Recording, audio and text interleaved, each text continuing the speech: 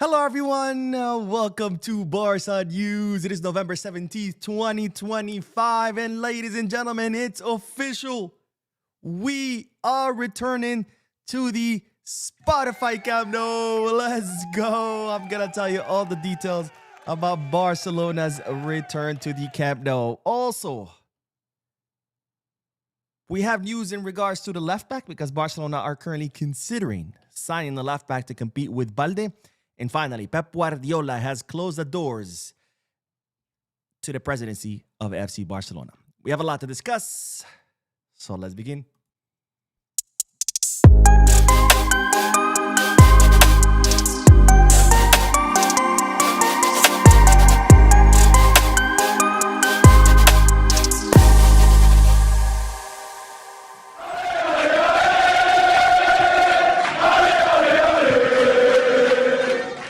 Hello, everyone. Welcome to the channel. My name is Bo. This is the Barca News Live podcast, which is on every Mondays, Wednesdays, and Fridays, where not only we discuss Barcelona news, but where I also get to interact with you lovely people in the chat section by reading your comments, answering your questions, and getting that discussion going. For those of you who will be watching when the podcast ends, I will be putting timestamps in the description and chapters in the timeline in case you do want to skip through the discussion and get straight into the news. Having said all of that, make sure you hit the like button, subscribe to the channel, drop a comment. All of this is completely free and it helps the channel continue to grow. If you're looking for any Barcelona jerseys or merchandise, make sure to Goal Kids, Kickback, or Fanatics. And if you are looking to place any sports bets, make sure to bet us. All links are down below in the description. You click on them, you get access to some pretty cool deals and offers, courtesy of Barca News. And also, these are deals and offers that otherwise you would not get if you went to the websites directly without using the links. And with that, let's dive right into the news because today we have really good news because it's official, ladies and gentlemen. We are returning to the Spotify Camp Nou, but we're not going to talk about that yet. First, let's begin with the first segment of news, which is comprised of multiple bits of news, smaller news, not as big as news, smaller news that I put together just for the sake of brevity because otherwise they wouldn't really merit their own segment. But let's start with the good news that Barcelona have officially announced the return of Xavi Pascual. Now, if you don't know who Xavi Pascual, I talked about him a few videos ago. I can't remember if it was yesterday or the day before. But Xavi Pascual used to be the coach for the men's basketball team, for the Barcelona men's basketball team. He left back in 2016, and now he has officially returned once again to coach the men's basketball team, and he has signed a contract until 2028. And you might say, Mo, why do we care that this guy is back? Well, this guy is kind of like the equivalent of Pep Guardiola, but for the basketball team. So this is like Pep Guardiola returning to coach the first team. Well, the same thing with Xavi Pascual. He was the best coach for the men's basketball, and now he is back. In fact, he's the last coach to win the Euro League, which is kind of like the equivalent of the Champions League in the basketball world. Now, as I said, Xavi Pascual left back in 2016 after leading the men's basketball team for 580 matches, during which he won 19 trophies, 1 Euro League, 4 ACB leagues, 3 Copas, and 7 Catalan leagues. 19 trophies for Xavi Pascual, who is now officially back and hopefully will lead the men's basketball team to more glory. So welcome back, Xavi Pascual, and I cannot wait to see what you do with the men's basketball team. Now, on to more good news, and this one does concern the men's football team because, ladies and gentlemen, it is confirmed Joan Garcia will be back against Athletic Club de Bilbao as our starting goalkeeper, and this is huge news. Now, as you know, Joan Garcia got injured against Real Oviedo, where he damaged his meniscus in his left knee. He had to undergo an arthroscopic surgery, and as a result, he missed a total of 9 matches, and now he is officially back, and I cannot wait for Joan Garcia to be officially back because Joan Garcia only played 7 official matches with Barcelona, during which he conceded 5 goals. That's a rate of 0.7 goals every match. Since he's been injured, Szczesny has played 9 matches, during which he conceded 17 goals. That's a rate of 1.88 goal per match. Almost triple the amount of goals conceded by Joan Garcia, or I should say the rate, not the actual goals.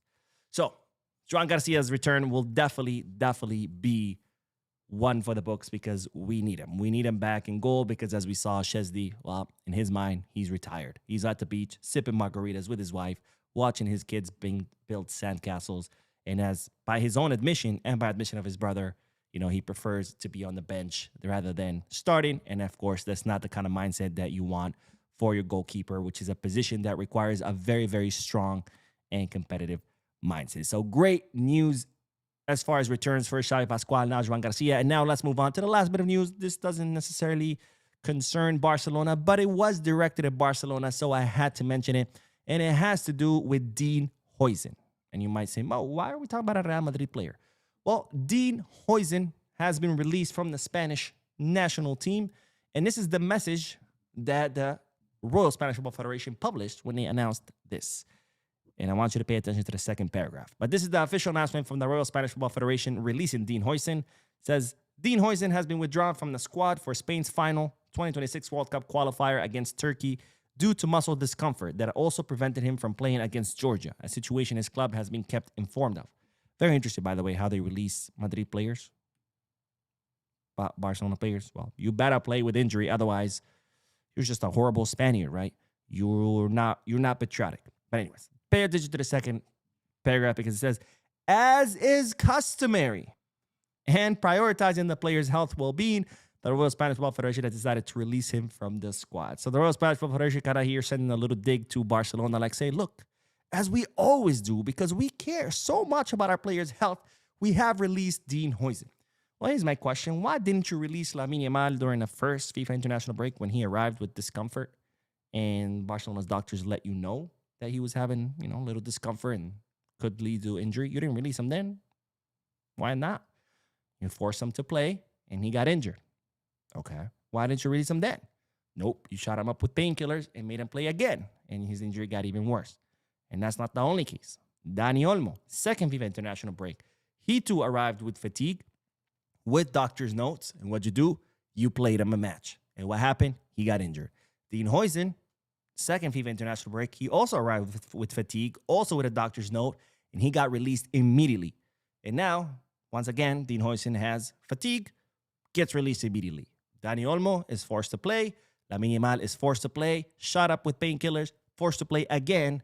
But no. As is customary and prioritizing the player's health. Yeah, okay. Yeah, we're totally buying that bullshit. Royal Spanish Football Federation, Luis de la Fuente, as I've said it before, I'll say it again, and I'll continue to say it. Fuck you both. Anyways, let's do the comment section, and then we are going to talk about the huge, massive news, which is that Barcelona will be returning to the Spotify Camp Nou. And this is official, ladies and gentlemen. This is not Mo making shit up. This is official. Anyways, let's do the comment section, and then we are going to talk about this massive, giant, humongous, colossal, giant news. Let's see. KBTV says, did you guys see Xavi with Victor Font today? I read somewhere that Font might bring Xavi back as coach if he becomes Barcelona president. Not sure if it's true. What do you all think? So I did see that. For those of you who don't know what KBTV is talking about, today, Victor Font held an event where he officially launched his campaign. Oh, shocker. None of us saw that coming, right? None of us thought Victor Font was going to run against Laporta. And during the event, one of the people present was Xavi Hernandez, which looks like Xavi Hernandez is throwing his hat behind Victor Font in support of Victor Font. Now, I don't know about Victor Font bringing Xavi back. I don't think that would happen. But I am going to talk about this in more detail in my next video. So I don't want to talk about it too much here. I don't want to, any spoilers.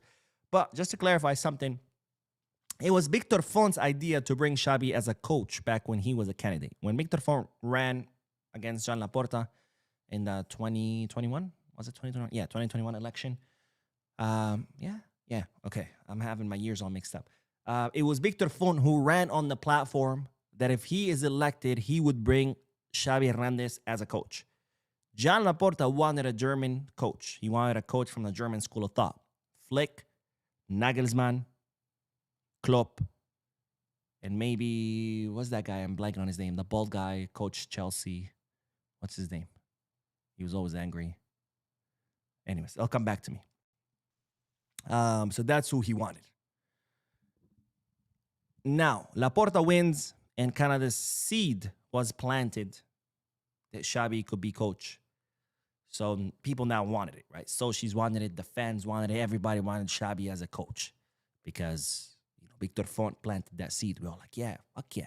Who didn't want that? I wanted that. I was like, Xavi Hernandez, man, he's a fucking legend. One of the best midfielders in the history, not of the club, but of the sport, period.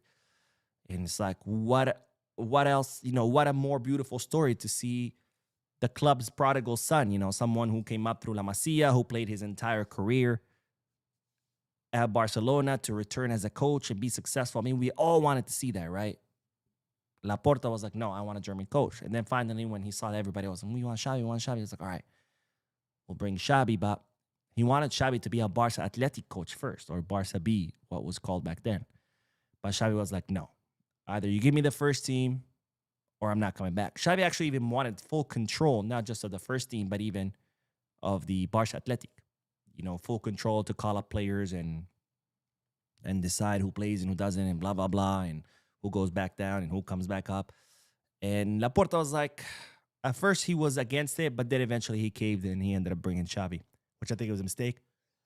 I think it was way too early for Xavi to go from managing a team in Qatar to Barcelona. I mean, that's like going from racing go-karts to Formula One. Like, straight up, not even doing all the different circuits and Formula 4, 3, 2, 1. No. And it's too huge of a jump, But we do have 2 donations, both of them from Shin. Thank you so much, Shin, for always supporting the channel. Thank you so much for your generosity. But Shin says, we're back. Thank God Almighty, we're back. So thankful we're finally getting back to normalcy. Not sure if you remember how the gray I had when I joined you live on the MoCast, but I'm sure 70% was caused by the stadium. Well, hopefully now your hair will return to its original color now that we are back to the stadium. But yes, we are officially back. Wait, let me pull up the volume a little bit to annoy you guys a little more. We're back! I'm very, very excited. I don't know if the stadium caused me gray hair, because I knew it was going to take a long time. I mean, it's a massive, massive, massive project. Any stadium takes a long time, and more so when you're keeping the original structure. That makes things a lot more difficult. I'm sure you know, Shin. I mean, you're an electrician, but you work obviously also, I imagine, in construction sites, and you know that it's a lot easier to demolish something and start fresh versus demolish part of the structure while keeping other part and then building around that original structure. That complicates things. So I knew the stadium was going to take very, very long. So it wasn't really causing me gray hair. What was causing me gray hair, which now you can see, by the way. By the way, if you go back when I started the channel, I had no gray hair. Look at this. Look at this. Oh, wait, this side. Now I got gray hair everywhere. And I swear, it is Barca. But it wasn't so much a return to the Camp Nou. It was more the lies. Like, oh, we're going to be back by November of last year. Really? You really thought that? Like, Laporta, really? And then it was like, no, December, right before the Christmas break. Oh, no. We'll be back February because of the Champions League. They don't allow us to return to the stadium until group stages are over. So we'll be back when the group stages are over. Oh, no. We'll be back in April. Oh, no. We'll play the Clásico match in May at the Camp Nou. And it's like, oh, no. Joan Gamper Trophy in August. And it's like, dude, stop the fucking lies. We all understand that it's a massive project. We all understand there's going to be delays. Wait until you actually have the license in hand and then announce the return.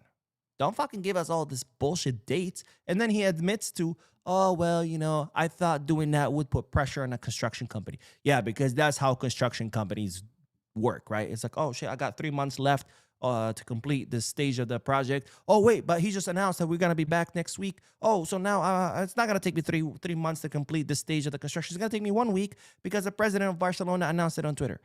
It's like, are we that stupid? Or I don't think Laporta's stupid. The problem is he thinks we're stupid. He thinks the fans are stupid. And then he could just, talk out of it. And don't get me wrong. There are some fans who are pretty stupid because not only do they believe the bullshit that comes out of Laporta's mouth, but they even defend it. And it's like, bro, enough. Like, we're all grown people here treat us like adults. Stop thinking that we're too stupid to notice your bullshit. Just be straight up with us, even though, yes, there are people who are too stupid to notice your bullshit. But anyways, let's do the other donation from Shin, who says, also, I joined the Mocast on Saturday just as you were ending it. Sorry for being too late. Unacceptable. Unacceptable. I'm kidding. Yeah, the Mocast was short. Not a lot of people joined this time around. I guess people were busy, which it happens. It happens. But I did talk about something interesting, which is what's going on with Real Madrid, their locker room, their coach, everything. If you did watch the Mocast, you know what I'm talking about. And really interesting revelations by Iñaki Angulo. So if you're a channel member and you haven't seen the Mocast yet from Saturday's episode, watch it, because really interesting and juicy details about what's going on with Real Madrid. And with that, ladies and gentlemen. Ladies and gentlemen, it is official. Barcelona are back at the Spotify Camp Nou. Oh, let's go! After 2.5 years, May 2023, the last time this team played at the Spotify Camp Nou. After 904 days of being away from our stadium, from our home, from the historical and sacred grounds, the Spotify Camp Nou, Barcelona will officially be back at the Camp Nou on November 22nd, 2025 against Athletic Club de Bilbao. And I gotta tell you, I am on cloud 9. We are officially back in our home stadium. And this, of course, is official, not because Barcelona have tweeted it, because remember, they tweeted it back in August. They said we were going to go back during the Joan Trophy. But no, this time is official because the city of Barcelona have officially granted the club the 1B license, which allows Barcelona to host up to 45,000 fans. And that's what Barcelona were waiting for to return to the Camp Nou. Because as you might recall, last month, Barcelona received the license 1A, which allowed Barcelona to reopen the Camp Nou with 27,000 people. So technically, we could have been playing at the Camp Nou since last month. But of course, given that the Camp Nou has half the capacity of the Olympic Stadium, which is around 50,000, Barcelona decided, well, it's better to continue at the Olympic Stadium because even though we're paying rent, you still make more money with 50,000 people capacity than playing at the Camp Nou with 27. And now Barcelona have officially received the license 1B, which allows them to host up to 45,000 fans at the stadium. And with that, Barcelona can officially return to the stadium with 45,000 people. And as such, as soon as this dreadful third FIFA international break is over, Barcelona will play its first home match at the Camp Nou against Athletic Club Bilbao after 904 days being away from our home stadium. Now, let's do a recap of what happened with the Camp Nou since the last time we left. This is how the Camp Nou looked before the whole demolition. As you can see, there's the first ring, the second ring, and then there's the third ring. The third ring also has kind of like a fourth ring kind of thing. It's third ring, but it contains like two sections, a third and a fourth section. And then there was this awful, dreadful fucking roof that it had over the, I guess that's where the VIP area is. But this is what the stadium looked before the renovation, or how it looked like, actually, this is not how it looked like on May because they demolished a small part of the stadium during the season. But this is what it looked like before the demolition began. And then this is how it looked like as the demolition was taking place. As you can see, that third and fourth ring were completely removed. Also, the entire structure surrounding the first two rings was also removed. Here in this picture, you can see part of the third, fourth ring removed and part of the structure around the first two rings removed. As you can see, the other structure is still standing. Actually, I was at the Camp Nou when they were in this stage. I made a video about it, a blog. You can watch it on the channel. And then once the entire third and fourth ring were removed and the entire structure around the first two rings were removed, this is how the stadium looked like. These are the first two rings. These are the original rings. These are the two rings that were built back in 1957 when the Camp Nou was inaugurated. By the way, all thanks to Kubala.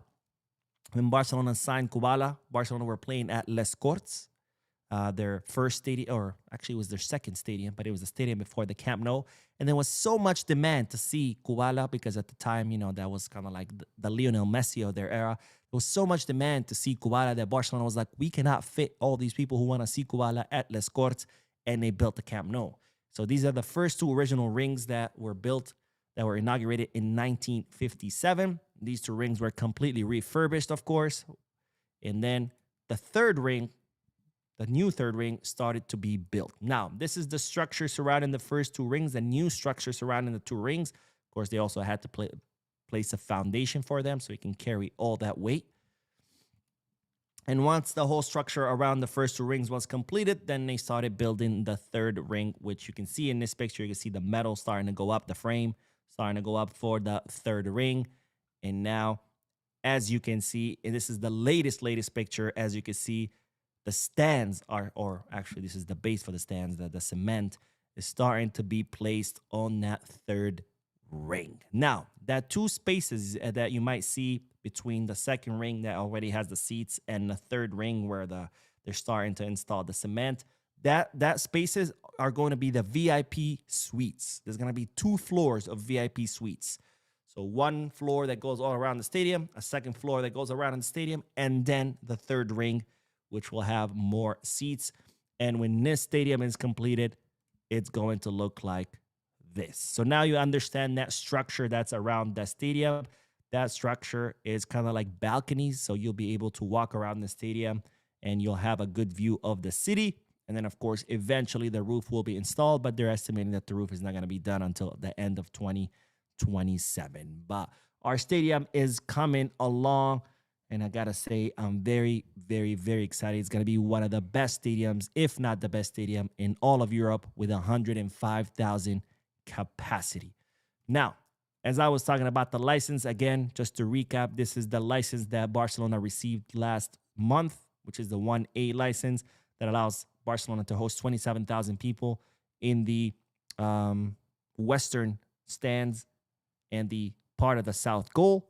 Now Barcelona have officially received the 1B license, which allows them to host people in both stands, lateral stands, and the entire south goal area. So when Barcelona returned to the Camp Nou on November 22nd against Athletic Club de Bilbao, all these areas, the south goal and the 2 lateral stands, will be the areas where you'll be able to buy seats. By the way, super expensive. It's crazy. I think the cheapest one is 200 euros. And then at the end of the year, they're saying around Christmas or New Year's, Barcelona expect to receive the license 1C, which will be for the entire first 2 rings. And that will be able to host 60,000 people. And that's the capacity that the stadium is going to have until the third ring is completed. So we're going to have 60,000 people until the third ring is finished. Then it's going to be 105,000 people. And then even when the stadium is fully reopened with 105,000 people, they're going to continue working on the roof. And hopefully by the end of 2027, we'll have the full stadium completed, all 3 rings, roof, everything, parking lot, because they're also building a parking lot structure. And it's all going to be completed. So great news, because, ladies and gentlemen, we are officially back at the Camp Nou. The next match will be at the Camp Nou against Athletic Club de Bilbao. And now Barcelona will await UEFA's response, because now UEFA have to do their own inspection. Now UEFA requires 2 lateral stands to be available for a stadium to be able to host the Champions League. And, well, as you can see from this prior picture, license 1B, which is what Barcelona received today, includes both lateral stands. So now Barcelona are awaiting the official response from UEFA. They're expecting that they will get the green light, because Joan Laporta had already met with Seferin and they had already discussed this, and Seferin said, yes, when you have the 1B license, 45,000 people, both lateral stands, you'll be able to play the Champions League regardless of when you go back to the stadium, because even though there is a rule that says you cannot change stadiums within the group stages, this is, of course, a change that's brought upon circumstances outside of the hands of Barcelona. You know, that rule that was implemented where you can't change stadiums is kind of to avoid unfair advantages, where you're like, all right, this match, we're going to play at this stadium because we're playing against this opponent. But then when we play against this other opponent, we're going to play at a different stadium to throw them off. No, that's what that rule was implemented. That's not the case with Barcelona. We're not changing stadiums because we're trying to, get an unfair advantage. We're changing stadium because our stadium, well, it was delayed. And if anything, playing at the Olympic Stadium is actually a disadvantage, not an advantage, because it's mostly tourists. It's completely quiet. Because nobody wants to go up there, not the Sochis, not the locals. So it's all tourists. The fans are super far from the pitch because there's the track the track all around the pitch. I mean, it's a shitty fucking stadium. I've been to it. I watched the match. But now the Camp Nou will be back, and I cannot wait. So great news, ladies and gentlemen. And with that, let's return to the comment or to the chat section so I can hear about you guys' reactions to this amazing news. But let's return to the chat section, and then we are going to talk about the possibility of signing a left back. Yes, because Barcelona are now studying the possibility of signing a left back. All right, let's see. Java the Hut says Barca are cooking something to get Julian Alvarez next summer. He wants to leave, and Barca will somehow pull it off, just like they did with Koundé and Rafinha. Yeah, I don't see that happening. The difference was that Koundé cost us 55 million, and Rafinha cost us 60. Julian, they're saying they want at least 150. So those two cases are not comparable whatsoever with Julian, because Julian costs more than those both players combined. More, not as much, more. So no. And Shane with another donation. Thank you so much, my friend, for your generosity. But Shin says, I'm also going to eventually sometime soon put pictures of the current project I'm almost finished with on Discord so y'all can actually see what I do for a living. If you're interested, of course. Oh, hell yeah. I would love to see what your project. I mean, you already showed us your mini Camp Nou that you lit it up, so I can't imagine what your work would look like on a major scale. I'm sure it's amazing work. But yes, please show us. And I would like to see, by the way, how it turns out, the darts and the whole setup. So yes, please put them in the Discord. I'm very interested to see. And again, thank you for your donation, my friend. And with that, let's do the next comment, which is this time comes from El Ral, who says, Mo, Laporta's waving transfers again, using it as his campaign cards, like how he wants Messi statue. He'll push grand promises, then hide behind Tebas financial fair play when reality hits. Politician. I mean, you're not wrong. I'm sure some of the stuff that could be leaked now could be, to pump up his campaign. I could see that happening. I mean, at the end of the day, he is a politician, and that's what politicians do, right? They like to make promises. As far as the statue, I see that happening because, a statue is, it doesn't cost that much, right? A few thousand euros, unless you commission freaking Michelangelo or something to do it. And even then, even if it's like a few tens of thousands, a few hundreds of thousands, it's definitely something you could do really easily. But as far as the signings, I could see how that could happen. Maybe the whole Julian Alvarez story could be one of those stories being pushed by the club behind closed doors to make it kind of like, vote for Laporta because he's going to bring Julian. But I don't see Julian happening. I mean, you're talking about at least 150 million. That's what Atletico Madrid want. Where the fuck we're going to get 150 million euros?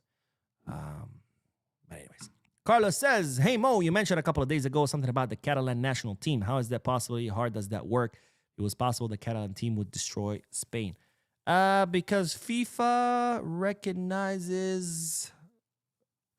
What is it called? I'm blanking on the word. But the reason how a Catalan team can exist is the same reason how they can be an English team, a Welsh team, a Scottish team. Even though they all belong to the same nation, Great Britain, you can have all these different, or how like Puerto Rico can have its own team, even though it's a U.S. territory. How Taiwan can have its own team, even though it belongs to China. I know I'm ruffling some feathers there because, Taiwanese are like, no, we don't belong to China. China's like, yeah. But, you get the point. That's how Catalan team can exist. I'm blanking on the word of what. But anyways, that's how. If the word jumps back in my head, I'll tell you what FIFA recognizes. But anyways, Cal Hell says not necessarily related to Barca, but yesterday RDC Cour de l'Afrique beat Nigeria to qualify for the Intercontinental World Cup qualifiers. Referee in that game, hybrid of Soto and Manzano. Oh, Soto and Manzano. Jesus, that hybrid should be illegal. And justice prevailed. Okay, let's go. So Democratic Republic of Congo, République démocratique de la Congo, Cour de l'Afrique. Yeah. Just kidding. That sounded horrible, I'm sure. But that's awesome. Congratulations if you or anyone watching is from the RDC or DRC in English, RDC in French. Congratulations for qualifying for the Intercontinental Cup. That's amazing. I'm always happy to hear good news. And Mick Barca says, not gonna lie, this new version of Barca fans is run by Messi fans. They are kind of stupid. I mean, I'm still not too clear on whether humans were always this stupid and social media kind of just brought it to the surface, because now it's easier to realize how stupid people are, because now, you have access to a lot more opinions from all around the world. So I don't know if humans were always this stupid and social media just exposed it, or is this something new? I don't know. I feel like scientists should study this. Or maybe this is just me getting old. I feel like every generation says that the next generation is stupid. So maybe it's just me getting old. I don't know. But there's a lot of stupidity in Barcelona fan base. But I guess all fan bases have that, because stupidity is not really it's not really, what's the word? Man, the words are just not. This is what happens when you speak multiple languages, is that words start to get jumbled up in your brain. You can think of a word, but you're thinking of a different language, but you're trying to say it in another language. And it's like, I guess stupidity is not really a, what's that word? Anyways, let's just say it's not. Fuck, this is gonna bother me now.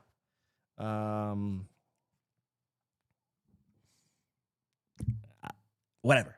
Move on. But stupidity is not just exclusive to fan bases. It's, it's exclusive to humans, I guess. George says, I'm going to wait till I actually see it on TV to celebrate. I have celebrated early too many. Oh, why is my camera getting blurry? There we go. Okay. I have celebrated early too many times. Laporta is what you did to me. This time it's official. Not because Laporta said so or the club said so. It's because we actually have the license. Okay. And this is what I was saying the entire time. Every time they would give us a bullshit date, I was like, stop doing that. Just wait for the fucking license in hand and then announce it. Like, why are all these arbitrary dates? It's kind of like, you're buying a house and you announce, on August, I'm moving into my new house. Well, have you bought it? No. Have you closed on it? No. Then why are you announcing? It's like, once you've actually shopped for the house, saw the one you like, went under contract, inspected it, appraised it, gotten the loan approved, closed on it, signed all the paperwork, then you can say, okay, I'm moving to my house on this exact date. You don't go rent a U-Haul and rent movers and pack your old house into the truck when you haven't even closed on the one you're trying to buy. I mean, it's common fucking sense. My God, Laporta.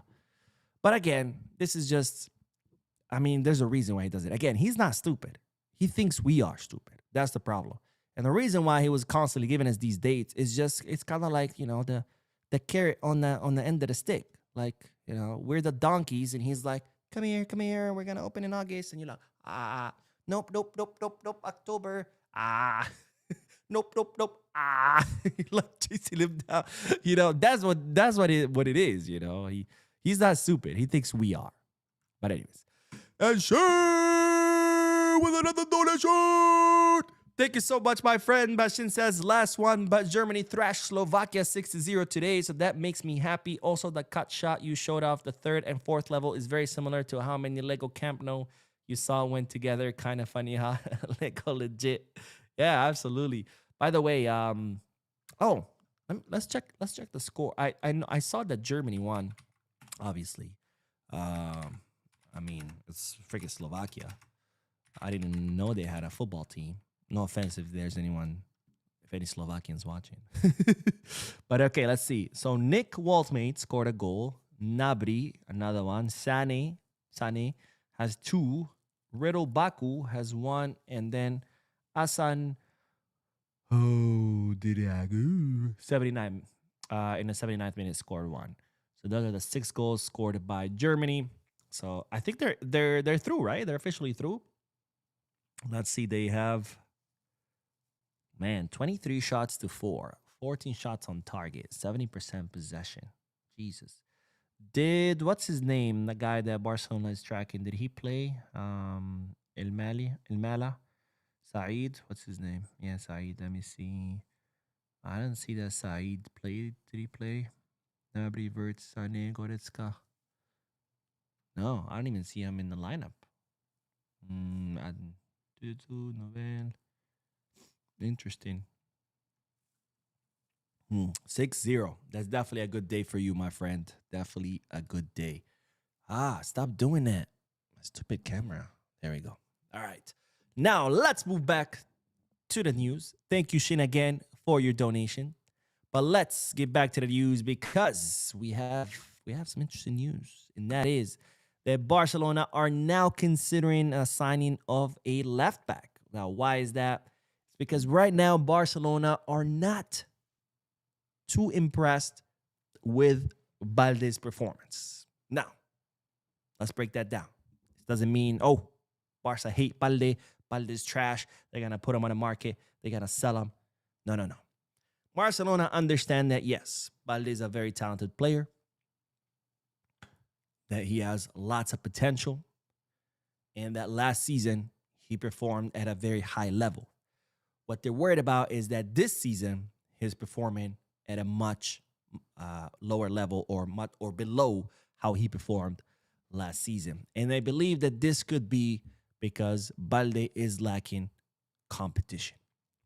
Now, we do have Gerard Martí, who has performed adequately, let's put it that way.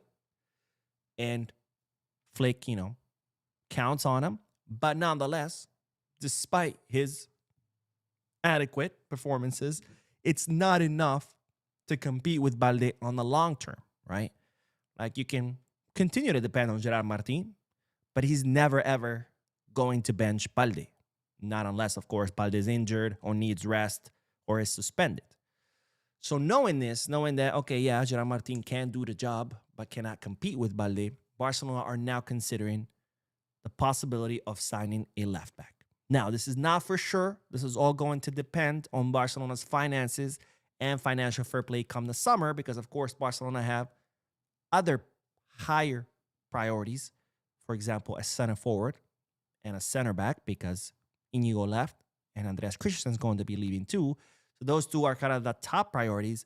And then come the right back and the left back because Barcelona are also very worried about the performance of Koundé.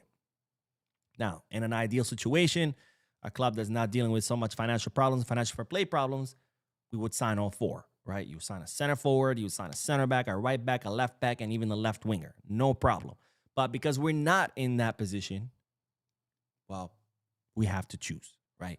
And right now, the number 2 priorities are Lewy, replacement, and of course, a center back. Now, if there's still money left over, if there's still financial fair play left over, then we can talk about signing a left back. Now, what are the options that Barcelona are now considering now that they're thinking about the possibility of signing a left back? Well, there are 3 options.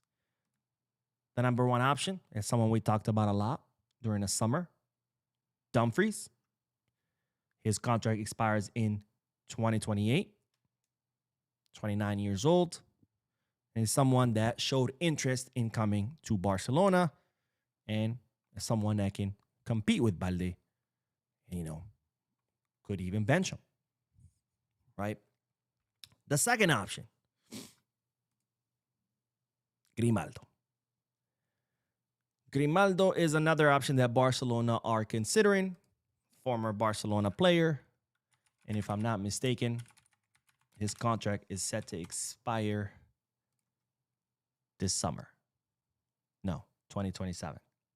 Therefore, he would be entering the final year of his contract, which of course makes him, gives Barcelona the leverage to try to negotiate a good price. Now, it's reported that Grimaldo does have a release clause between 15 and 20 million euros if he leaves to a Spanish team. And entering the final year of his contract, you could potentially try to even negotiate that release clause down. Now, Grimaldo, I'm not sold on this option. 30 years old. Not to mention, he offered himself to Real Madrid, even went on Chiringuito, talking about it would be a dream to play at Real Madrid as a Barcelona Academy player. And I'm sorry, maybe I'm being petty.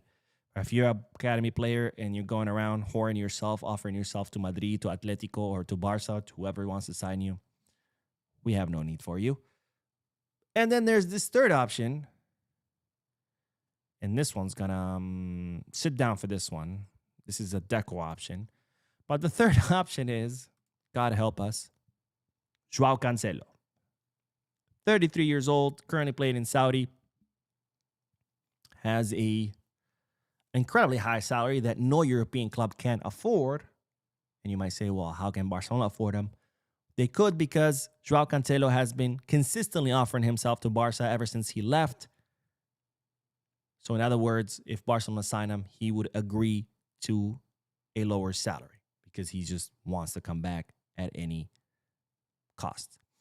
Now, this is an option that Deco likes, but Hansi Flick doesn't. Thank God. Because I think if Deco tries to sign Joao Cancelo, it will be the dumbest thing he's ever done. And he's done a lot of dumb things. Like, Deco, my man, you're competing against yourself. Like, chill. You're winning, okay? You've done the most dumb things. No need to keep going. Chill. No one's taking away that trophy from you. But those are the three options, with Grimaldo kind of being the more realistic one. I don't like that option at all.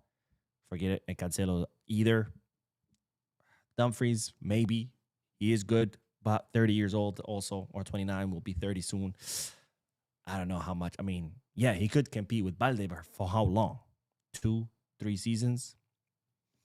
I don't know. Now, they're saying that Barcelona's favorite options are either Josko Guardiola, I think that's how you say his name. I can never say his name, which I know a lot of you like, or Nuno Mendes.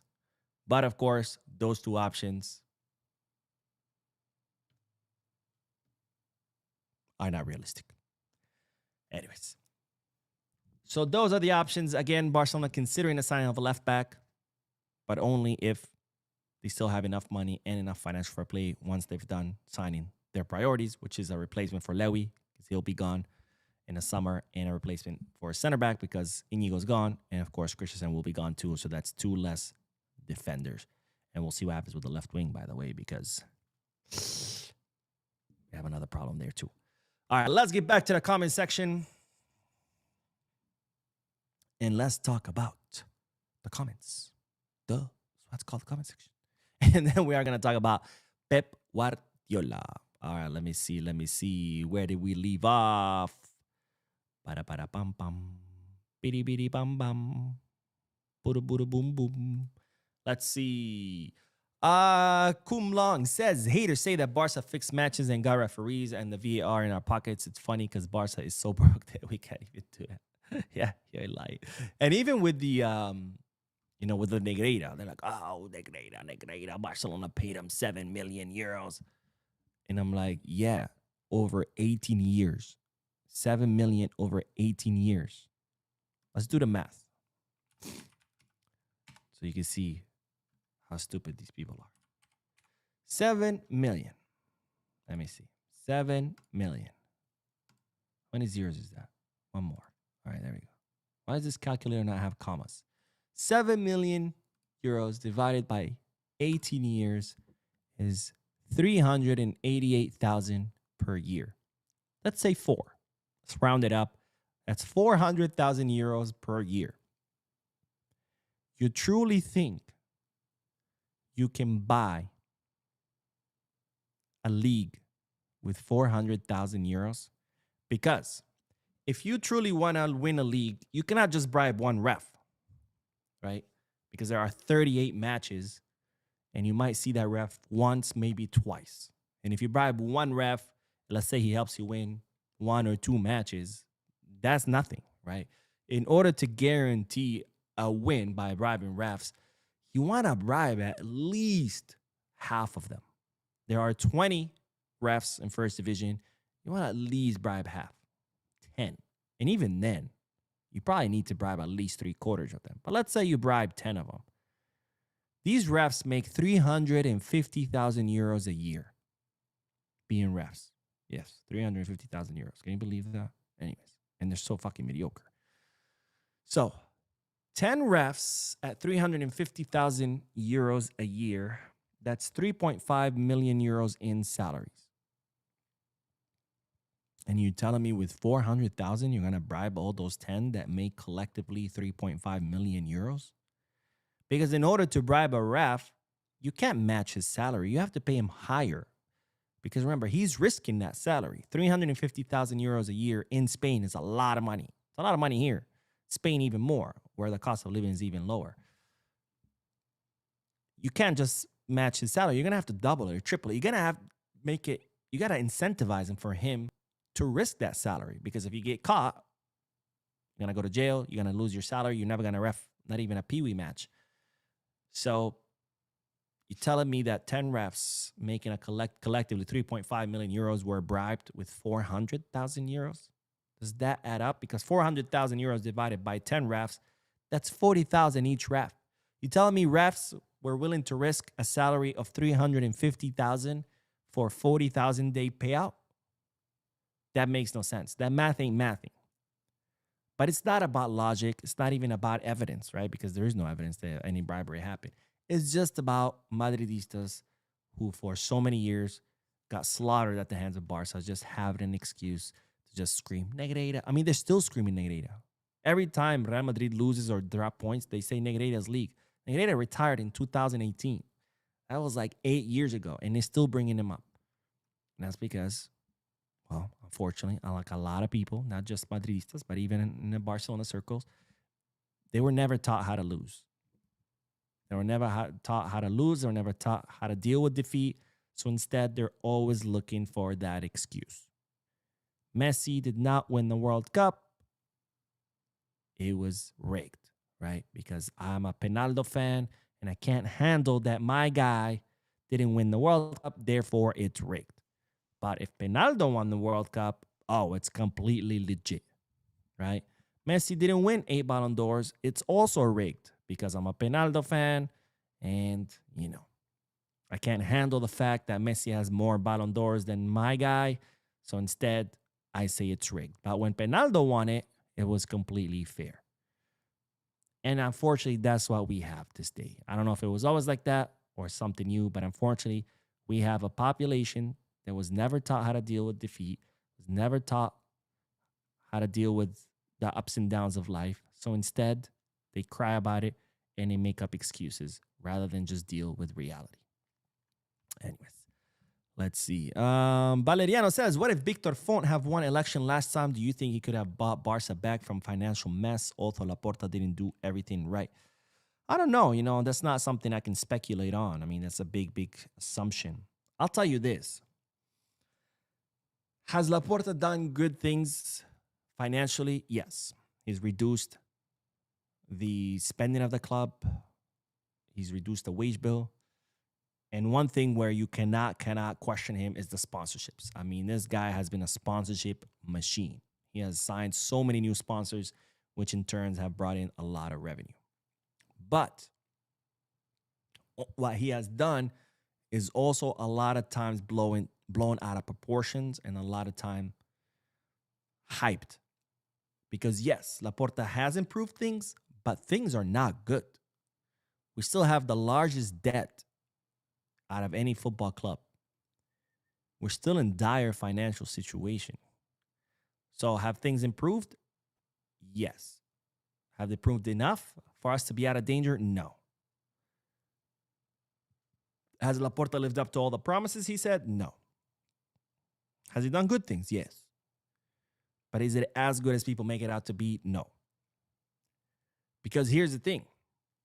And not to take away anything from Laporta, because again, he has done good things. It was impossible to make things worse because we were literally had hit rock bottom. So it was impossible to do it worse than Bartomeu. So I think anybody who would have won the election, whether it would have been Laporta or Font, would have improved the situation because it was impossible. There was no way. There was no way to do worse. The only thing worse than where we were was the complete closure of the club. So I think anybody could have done better than Bartomeu, but could have Font done better than Laporta. I don't know. That's not something I can speculate on. Let's see. Fuse in Ayamidu says, "Hey Mo, good morning from the UAE. It's 5:20 a.m. Enjoying the good news from you. I have never regretted joining Barca News. Biscarsa. Well, thank you, my friend. I really appreciate your comment and appreciate you joining the podcast this early. Well, you're early, my late. Bisca Michael says, "Hey Mo, do you know how a Soci and an investor hybrid Barcelona would play out? Sometimes I wish Messi and an investor group would just buy Barcelona to fix its financial problems." You would have to figure out you would have to do a full evaluation of the club, right? A complete appraisal of what the club is actually worth, which is a little difficult to figure out, but it's doable. That's what these huge auditing firms are for, right? The Price Waterhouse Cooper, whatever the hell, the Deloittes and the KMPs of the world, or KP, whatever the fuck they are. Too many letters to remember. What's the other one? Something Young? I don't know. I don't care. Anyways, so first you would have to do a full appraisal of the club and what the club is actually worth. Then you would have to decide how to divide it up, like the shares. How many shares you want to divide the club by, and how much each share would be worth. And then you would decide how many of those shares you would be willing to sell. And then you can decide on whether you want to sell enough shares to where you would maintain control, or are you okay with being a minority stakeholder? My guess, it would probably be more of the former, right? You sell some shares, but still retain full control of the club. And then I imagine those investors who would buy up those shares would still have a say. It would be obviously a minority say in how the club is ran. And based on how many shares they own, they would have a vote equivalent to those shares. So it's doable, but it's not really a model that the Socis and Laporta want right now. Anyways, I feel like we've been doing I am talking too much. So let's do the last bit of news and then we'll do more comments, I promise. But let's talk about the greatest coach in our history, who's no other than Pep Guardiola. Because, ladies and gentlemen, Guardiola, of course, ever since he left, it's always been the same question. Do you want to come back? Would you coach Barca again? Blah, blah, blah. And time again, Pep has said no. He would not come back and coach Barca. That he would want to come back one day to the club, but not in a coaching role. So, given that he has closed that door several times, and yet people still ask him, now Pep Guardiola was asked, what about presidency? Would you want to go back and be a Barcelona president, especially because we have the elections right around the corner? And this is what the greatest coach in the history of our club had to say. Becoming Barcelona president? I don't reject Barca. You're always a fan of where you started. But me, with a tie in the presidential box, no, I personally can't see myself doing that. Barca is unique in this regard because everyone has their say. Only the people on the inside should pay attention to the noise. That's why it's the biggest club in the world and the most special, because everyone wants to run for president. That's why we can do this. So Pep Guardiola saying, nope, not as a president. And of course, talking about how beautiful it is to have a democratically run club, right? A club where the Socis are not only the owners, but the Socis decide who runs the club, who's the president, who are part of the board. And if they're not happy with the work of that president and the board, they can vote him out and vote someone in. And I think that's beautiful. And this is why I would be against selling the club, because, we lose that, right? Then when someone comes in and is just like doing whatever the hell they want, and there's nothing you could do about it. Like Valencia, for example, who They have an owner who hasn't stepped foot in Spain in the last 5 or 6 years. He bought the club and just dipped. And there's nothing the fans can do. They can protest, they can be upset, but that guy is home cashing checks as Valencia fall apart. So yeah, that's what Pep had to say. We'll see if he ever does come back to the club and in what role. But for now, Pep closing the door on being a coach and being a president. What a shame, by the way. What a shame for Jose and Bartomeu to have treated the best coach in our history the way they did. If you don't know why Pep Guardiola left, Pep Guardiola is someone, of course, that Laporta promoted to the first team. So when Laporta left and Jose won the election, with Bartomeu being his vice president, they didn't want anything to do with Joan, with Laporta, and being that Pep was a Laporta coach, they did everything they could to push him out, and they succeeded. And the same way I say I love that we have a democratically run club, obviously it comes with its drawbacks, and one of them is that you can have stupid people, as stupid as Jose and Bartomeu, who would rather get rid of the best coach in our history just because he's related, or, well, not related as in family ties, but just because he was linked to the previous president. I mean, that is stupidity to the next level. That's literally the cut your nose to spite your face kind of stupidity. But anyways, let's do the chat section and then we'll end this podcast. And of course, after that, I'll be posting another video because the news never stops. There's more news. And in that video, I'm going to talk about Xavi Hernandez being present at Victor Font's event. Interesting. Sanjog with the donation. Thank you so much, my friend, for your generosity. I was going to say thank you so much, my generosity for your friend, but apparently I just can't speak today. But thank you, my friend, for your generosity. But Sanjog says the biggest signing next year we could do is bringing back Alemany for Deco. Also, it sucks that we have to wait over a year for the rest of the stadium. Unfortunately, that, my friend, will not happen because Alemany has actually joined Atletico de Madrid. So he is now their, I don't know if it's sporting director or if it's a different title, but, you know, he's going to be kind of doing the whole signings and all that stuff for Atletico Madrid. I can't remember what his title is. Let me see. I don't think it's actually sporting director because I think they have one and he's, you know, kind of be working with him. Mateo Alemany, Atletico de Madrid. Let me see. What is the name of his exact position? Okay. His position is Director of Men's Professional Football.